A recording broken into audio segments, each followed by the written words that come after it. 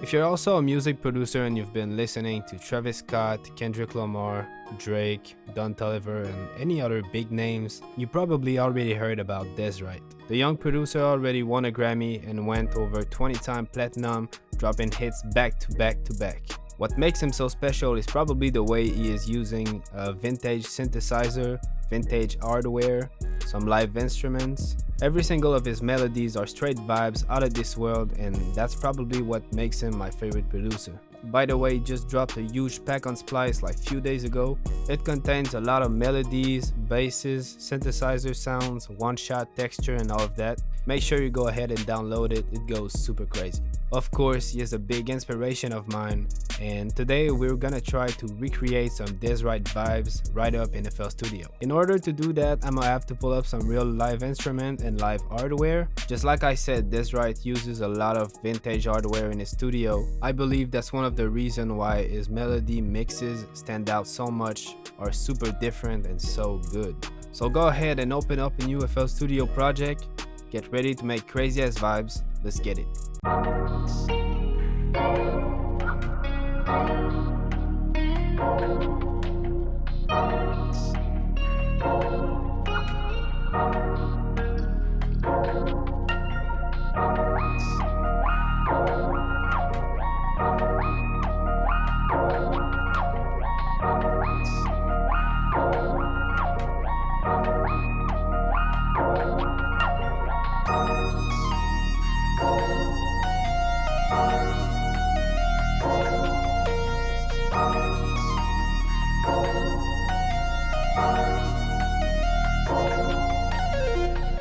When I'm doing this type of melodies, I like to start with a synthesizer first or an ambient pad. So that's what I did. I went ahead and grabbed some one-shot from HZE. This guy makes really great one-shot and bangs also. This is the first sound that I picked.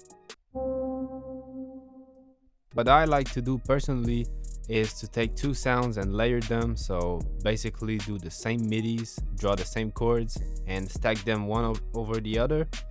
So I grabbed another synthesizer from the same one-shot kit, and this is how it sounds like. Very simple chord progression I did right here.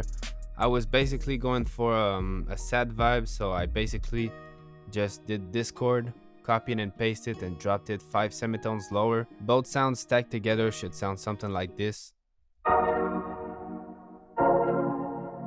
As you can tell, it already sounds super ambient, and that's what happened when you stack two sounds on top of each other. You can go and get that depth that you need. At this point, I already knew I wanted to include some bass in this melody, so I decided to go ahead and cut a little bit of low end on the first sound, so the frequency of the bass and this pad won't clash each other. On the second synthesizer, really nothing on the mixer channel, just lower the volume a little bit. For the synth bass, I chose this one, which is a part one of Sober kits. Big shout out Sober.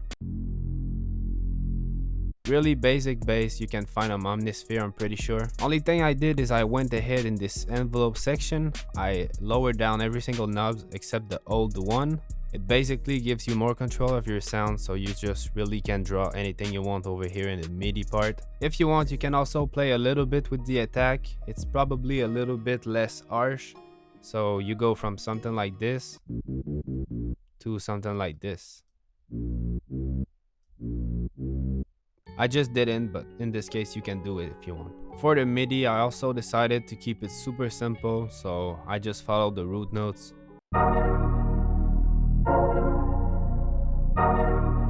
Only thing I have in the mixer channel currently is this EQ. I basically boosted the frequencies around 300 Hz to make the bass more aggressive just a little bit.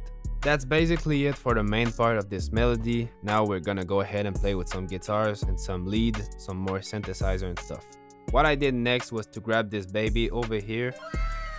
It is my Fender Telecaster. Every single time I'm recording leads with this guitar, what I like to do is to basically just put it inside of a mixer channel. Next, what I would do is to open up Edison without any effects at all and just freestyle over the melody with the dry signal of the guitar. You know, I would just record a few takes until I get something I like. Once I feel like I recorded something that I love, I would just chop those parts, rearrange everything, and put some effects to it. Here's what I came with after a few chops and rearrangement.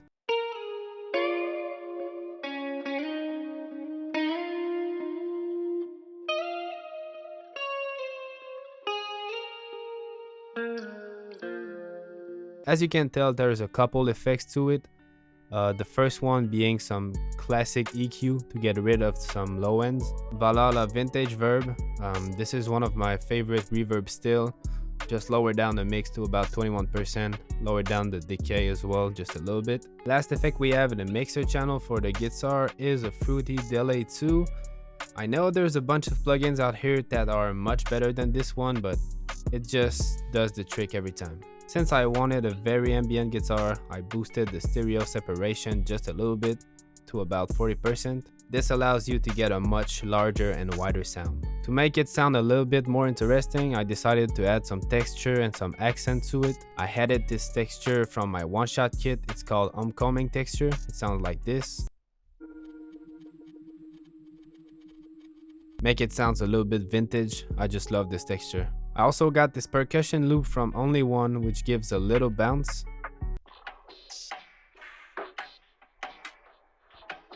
This is the only texture that I put in my mixer channel since I wanted to pan it left and right. So you already know the trick. I just grabbed some shaper box 2 and I drew this slope right here to pan it left and right. We also have this accent over here, which I believe is from HZE one-shot kit. Last accent I added is called Angela Effects. It's a part of my personal one-shot kit, which by the way, link is in bio. Support me, I'm broke as shit. Now that you have everything together, should sound something like this.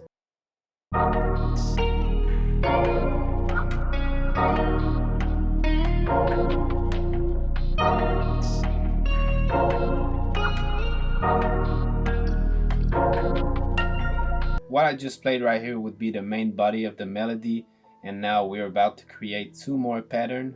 For the next part right here, I'm telling y'all right away, this is the true Dez Wright sauce. It's about to get a little crazy, but don't worry, I'm gonna take my time and go step by step. What I did next is I took my acoustic guitar and played some random riff, some random lead, until I come up with something like this.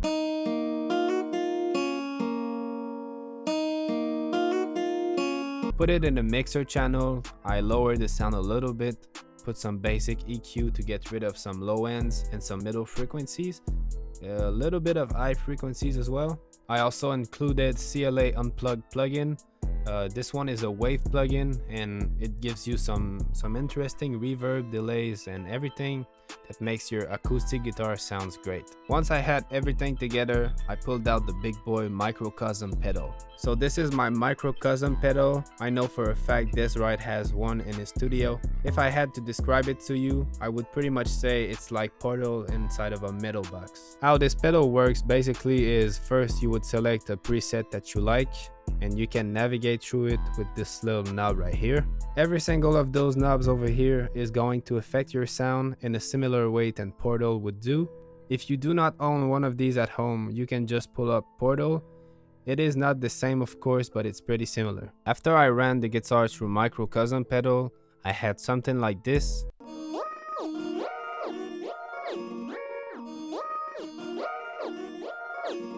What I've done from here is I normalized the sound to make it sound louder.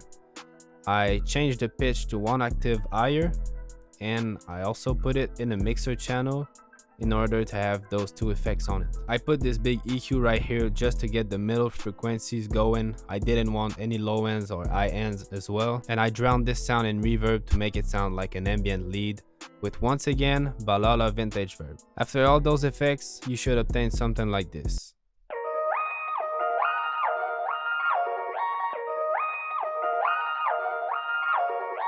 Like I said earlier, if you do not own any hardware or pedals at home, Portal will do just great. For the second pattern, we have this crazy lead that I just made with the microcosm pedal. I got rid of the main guitar, of course, and the accent as well.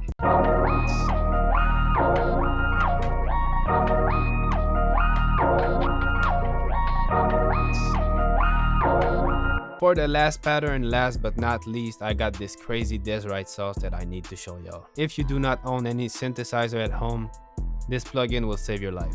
It's called Synology Pro by Roland. This plugin right here is an emulator of real vintage synthesizer.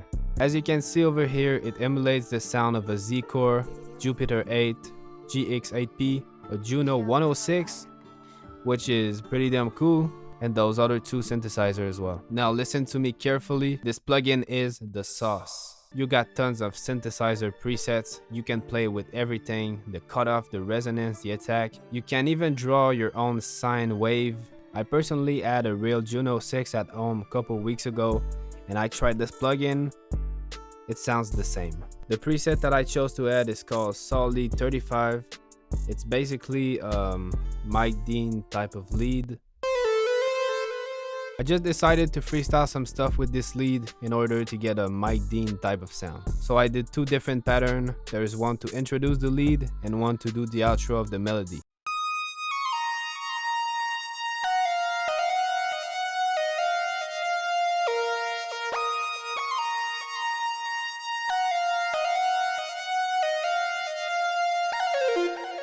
As you can tell on the mixer channel, there's a bunch of delay, and it's the Valhalla one. So I just raised down the volume to about 20%, put 1/4 delay, and the mode is digital. I wanted to have a huge reverb on this one, so I picked up Valhalla Room, which is actually super different than the original Valhalla vintage verb. I would say it's more like a spatial reverb. It's just huge. And now if we put everything together, the outro should sound something like this.